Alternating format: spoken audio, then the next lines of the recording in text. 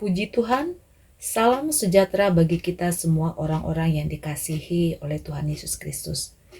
Malam ini sebelum kita beristirahat, mari terlebih dahulu kita merenungkan firman Tuhan. Mari kita berdoa. Betapa kami bangga punya Allah seperti-Mu ya Tuhan, karena Engkau peduli bagi kami. Engkau tuntun kami dengan firman-Mu, karena itu lembutkanlah hati kami, supaya malam ini kami dapat mengerti firman-Mu, dan kami pun dapat melakukannya di dalam hidup kami. Demi nama Yesus, kami berdoa dan sambut firman kebenaran. Haleluya. Amin. Tema daripada renungan firman Tuhan malam hari ini, gereja yang bertumbuh. Apa yang terlintas di pikiran kita mendengar kata gereja? Begitu banyak macam gereja di hari-hari ini dengan macam pengajarannya. Secara umum, pengertian gereja yang pertama, gereja itu gedung atau bangunannya. Dan yang kedua, gereja itu adalah kita atau orang-orang yang dipanggil keluar dari dosa untuk mengemban tugas, dan karakter daripada gereja itu yaitu menyatakan identitas Allah yang memanggil kita. Gereja yang bertumbuh bukan berbicara tentang bangunan dan individunya kita. Ya, gereja yang bertumbuh di sini bukan berbicara tentang bangunan, tapi lebih kepada individunya kita. Mari kita lihat di dalam Kisah Para Rasul pasal yang ke-2 ayat 41 sampai 47. Demikian firman Tuhan, cara hidup jemaat yang pertama. Orang-orang yang menerima perkataannya itu memberi diri dibaptis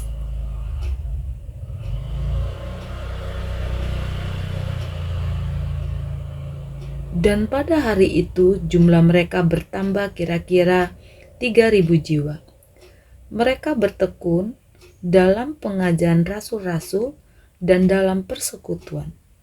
Dan mereka selalu berkumpul untuk memecahkan roti dan berdoa.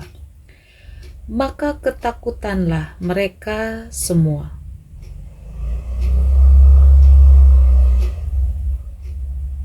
Sedang rasul-rasul itu mengadakan banyak mujizat dan tanda, dan semua orang yang telah menjadi percaya tetap bersatu, dan segala kepunyaan mereka adalah kepunyaan bersama. Dan selalu ada dari mereka yang menjual harta miliknya, lalu membagi-bagikannya kepada semua orang sesuai dengan keperluan masing-masing. Dengan bertekun dan dengan sehati, mereka berkumpul tiap-tiap hari dalam bait Allah.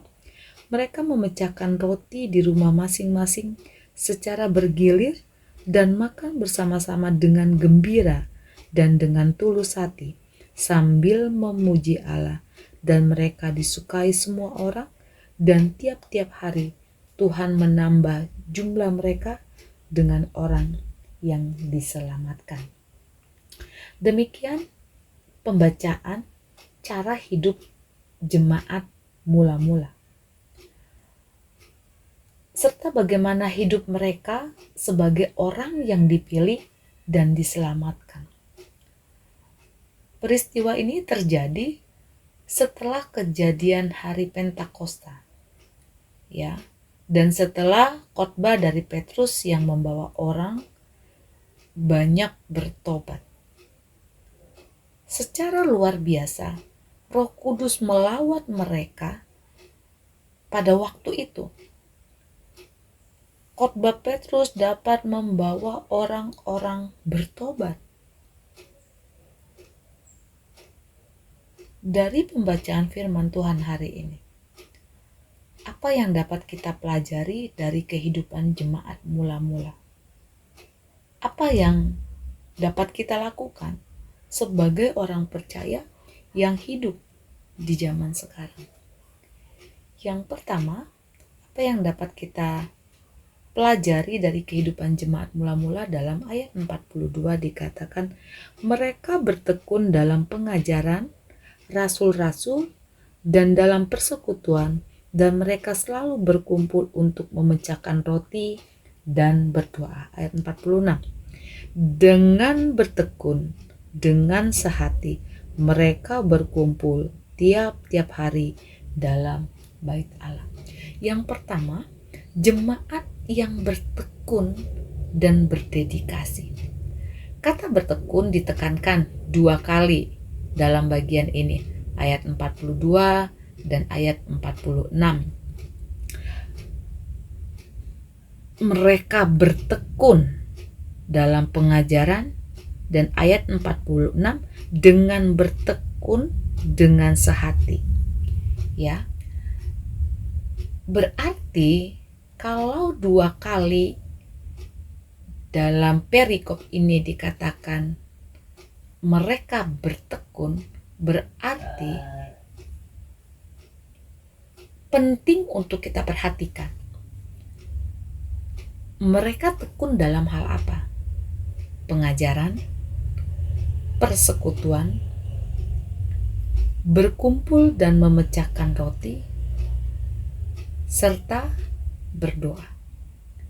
Keempat hal ini merupakan ciri atau gaya hidup yang mereka lakukan, dan bagi kita juga harus kita terapkan dalam kehidupan kita. Kalau kita mau bertumbuh, maka kita pun harus bertekun dalam hal pengajaran ini, dalam persekutuan, dalam berkumpul, serta berdoa kepada Tuhan.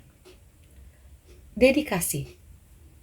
Dikatakan mereka jemaat yang bertekun dan berdedikasi. Dedikasi adalah suatu pengorbanan, tenaga, pikiran, waktu. Inilah yang mereka lakukan. Mereka mendedikasikan hidup mereka, milik mereka, kepada Tuhan. Dan mereka lakukan itu, mereka berikan kepada orang-orang yang membutuhkan. Dan selalu ada dalam ayat 45, dari mereka yang menjual harta miliknya lalu membagi-bagikannya kepada semua orang sesuai dengan keperluannya masing-masing. Bagi mereka tidak lagi mementingkan kepentingannya sendiri, tetapi mereka peduli kepada orang lain yang membutuhkan. Mengapa mereka dapat melakukannya? Karena iman mereka, pengenalan mereka tentang Tuhan terus bertumbuh. Yang kedua, dalam ayat 42, mereka bertekun dalam pengajaran rasul-rasul, dalam persekutuan, dan mereka selalu berkumpul untuk memecahkan roti dan berdoa. Yang kedua yang mereka lakukan adalah jemaat yang bersekutu dan berdoa. Saudaraku, apa yang dimaksud dengan bersekutu? Bersekutu bukan cuma sekedar kumpul,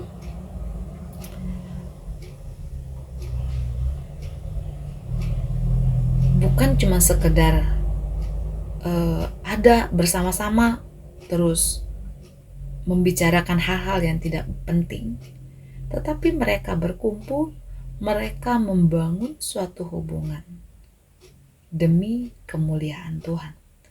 Persekutuan, kata lainnya adalah koinonia. Mereka mengambil bagian dalam pekerjaan bersama-sama demi kemuliaan Tuhan. Mereka membangun persekutuan dengan sesama, juga membangun hubungan yang intim kepada Tuhan dengan cara berdoa.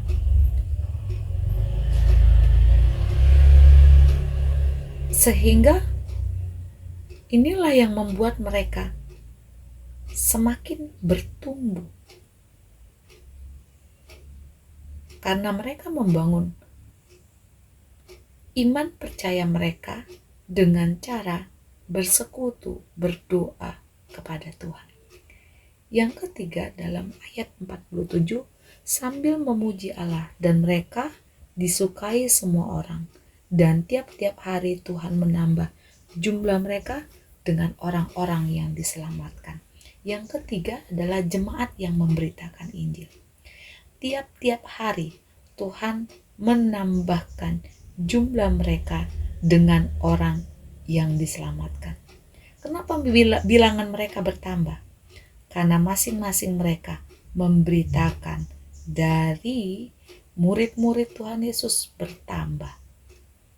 120 orang yang berdoa bertambah ketika Petrus berkhotbah, 3.000 orang yang percaya dan bertobat dan menyerahkan diri dibaptis. Kenapa? Karena ada pemberitaan Injil. Karena mereka mengabarkan berita sukacita tentang Yesus. Sehingga pemberitaan itu sampailah kepada hari ini, kepada saya dan saudara. Karena itu, mari sebagai gereja yang sehat, gereja yang bertumbuh adalah gereja yang memberitakan Injil kepada orang lain, sehingga boleh banyak orang yang diselamatkan. Mungkin dengan banyak hal dapat kita lakukan pemberitaan Injil ini, dengan cara hidup kita, dengan hidup yang memuliakan Tuhan, sehingga orang lain menyaksikan Tuhan ada dan nyata dalam hidup kita. 3 hal yang mendasar yang dilakukan jemaat mula-mula adalah bertekun dan berdedikasi. Mereka juga bertekun dalam doa mereka kepada Tuhan, serta jemaat yang memberitakan Injil. Bagaimana dengan kita yang ada di akhir zaman ini? Apakah kita mau menjadi gereja yang bertumbuh, atau justru kita adalah gereja yang undur? Masihkah firman Tuhan yang kita dengar bekerja di dalam hati kita? Masihkah kita ada dalam persekutuan kita dengan Tuhan? Masihkah kita bertekun dalam doa kita kepada Tuhan? Yang tahu jawabannya adalah masing-masing kita.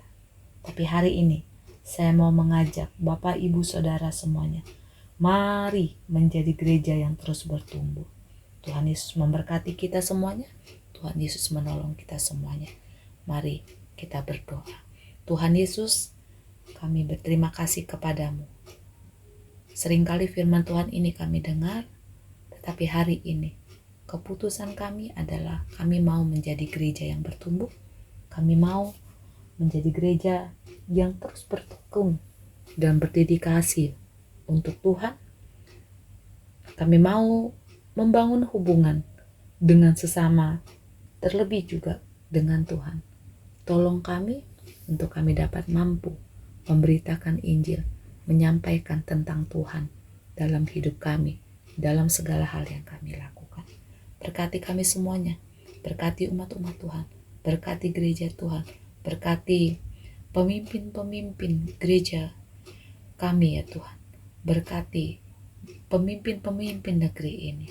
Hikmat yang daripada Tuhan selalu ada dalam hidup mereka. Terima kasih Tuhan, kami sudah dengar firman Tuhan. Kami mau bertumbuh dan terus bertumbuh. Kami mau terus mengenal Tuhan dalam hidup kami. Ini doa kami, dalam nama Yesus kami berdoa. Haleluya. Amin.